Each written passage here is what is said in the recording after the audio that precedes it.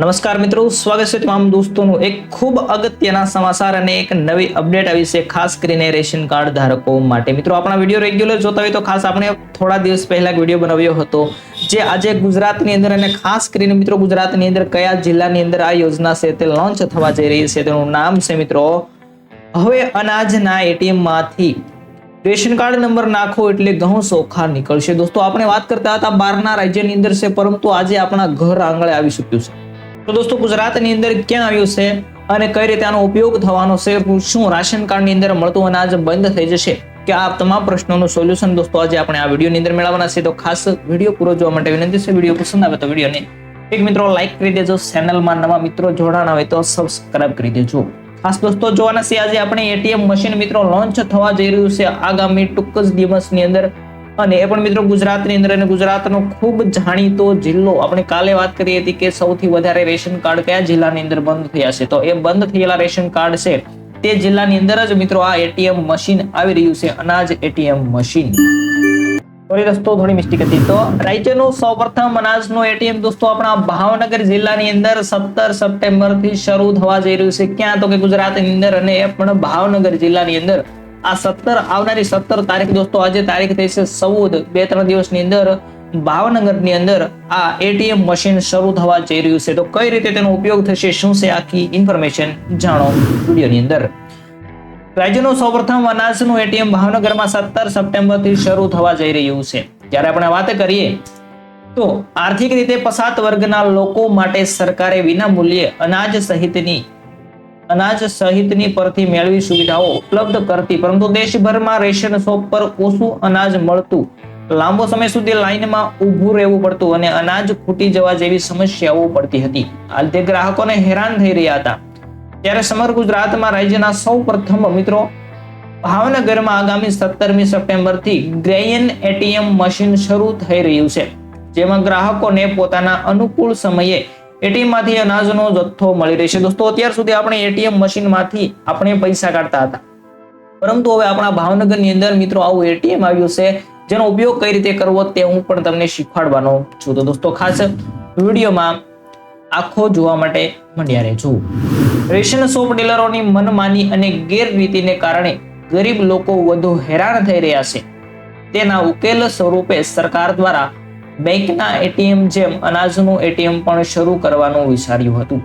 ખાસ કરીને મિત્રો આપણે 2-3 દિવસ પહેલા કહ્યું હતું કે ઓરિસ્સામાં આ પ્રકારનું એટીએમ શરૂ થયું છે, અને જો સફળતા મળશે સરકારને તો મિત્રો ગુજરાતની અંદર ભારતના તમામ રાજ્યોની અંદર શરૂ કરશે. પરંતુ તે મશીનમાં ઓછો જથ્થો સંગ્રહ થઈ રહ્યો હતો. મિત્રો, ઓરિસ્સાની અંદર ટ્રાયલ શરૂ કરી હતી, તેની અંદર ઓછો થતો હતો, પરંતુ ભાવનગરની અંદર આવી રહ્યું છે તેની અંદર ખૂબ વધારે મિત્રો 1000 કિલો જેટલું અનાજ સામે તેવો જથ્થો સામે તેવું મશીન હશે હોવાને કારણે તેનો પૂરતો ઉપયોગ કરી શકતા ન હતા, જેથી વધુ જથ્થો સંગ્રહ થઈ શકે. મિત્રો, ઓરિસ્સામાં છે તે ખૂબ નાનું હતું, પરંતુ આપણા ગુજરાતની અંદર અને ખાસ કરીને ભાવનગરની અંદર બને છે તે ખૂબ મોટું બનવા જઈ રહ્યું છે એટીએમ મશીન.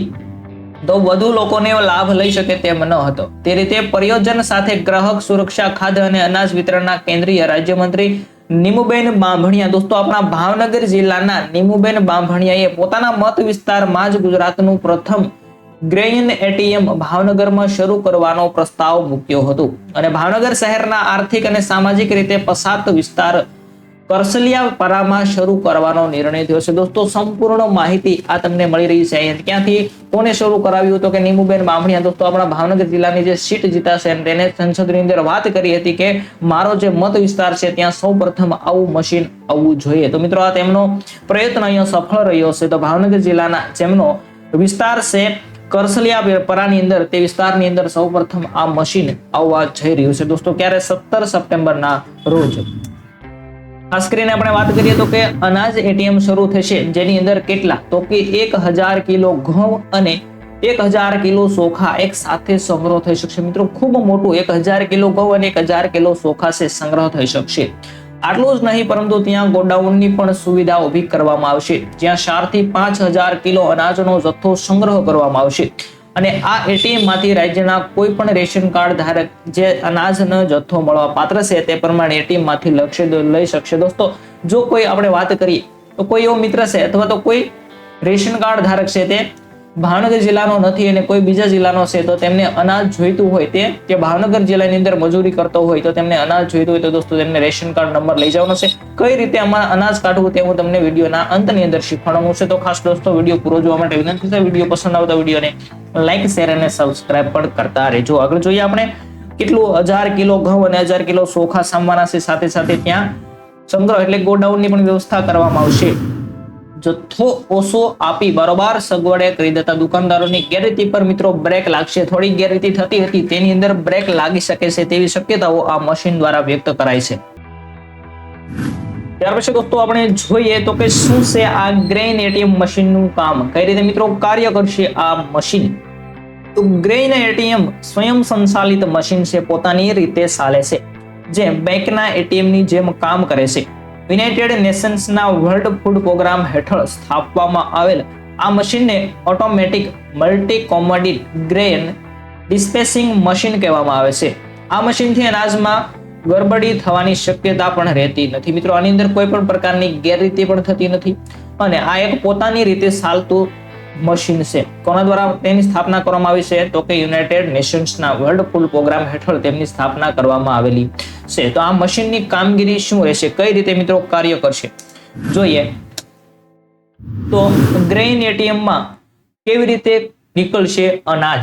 તો ગ્રેઇન એટીએમ છે ટચ સ્ક્રીન સાથે બાયોમેટ્રિક સિસ્ટમ લગાવવામાં આવી જેના દ્વારા અનાજ માટે રેશન નંબર નાખવો પડશે. મિત્રો તમારે તમારું રેશન છે તે સાથે લઈ જવાનું છે. તેની અંદર બાયોમેટ્રિક સિસ્ટમ પણ હશે. તમારે સૌપ્રથમ તમારો રેશન કાર્ડ નંબર નાખવો પડશે અને મશીન દ્વારા લાભાર્થીને મળવાપાત્ર અનાજ અને ચોખાનો જથ્થો મળી શકશે. દોસ્તો તમે તમારો રેશન કાર્ડ નંબર તેની અંદર દાખલ કરશો એટલે તમારી ડિટેલ્સ બતાવશે કે તમને મળવાપાત્ર જથ્થો કેટલો છે. ઉદાહરણ તરીકે 10 કિલો ઘઉં હોય તો આમાંથી તમારે મિત્રો 10 કિલો ન જોઈતા હોય તો તમે 5 કિલો એક દિવસ ઉપાડી શકો છો અને જ્યારે જોઈતા હોય ત્યારે ફરી વખત 5 કિલો પણ ઉપાડી શકો છો.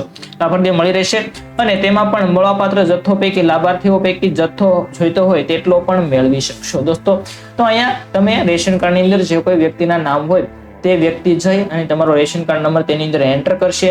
ત્યાર પછી તેમાં ડિટેલ બતાવશે તે પ્રમાણે.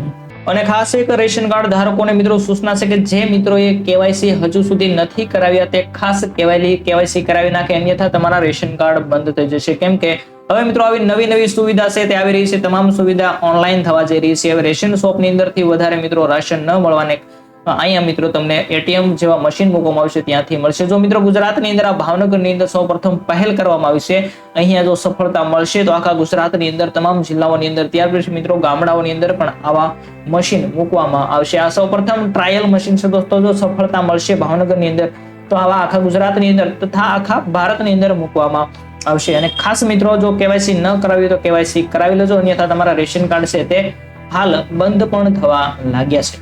તો દોસ્તો આવી રેશન કાર્ડને લગતી તમામ માહિતીઓ સમયસર આ ચેનલ પરથી તમને મળતી રહેશે. તો ખાસ લાઈક, શેર અને સબસ્ક્રાઇબ કરી દેજો.